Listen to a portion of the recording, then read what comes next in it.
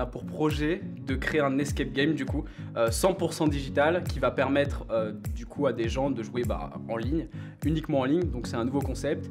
Et à l'intérieur, il va y avoir du coup pas mal de teams qui vont être réparties.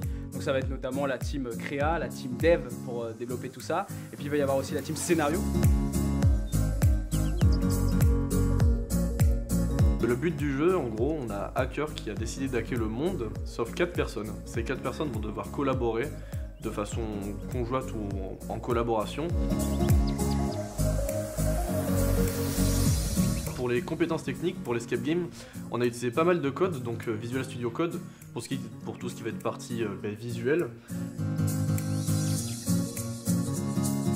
Trouver les compétences sur certaines choses, donc on va avoir des gens qui seront plus aptes sur du Photoshop par exemple, ou alors sur d'autres logiciels, donc il va falloir trouver les compétences. Et il y a plein de problèmes qui sont humains aussi, parce que tu as des gens en distanciel, en présentiel, et faire la passerelle entre les deux, c'est hyper complexe en fait.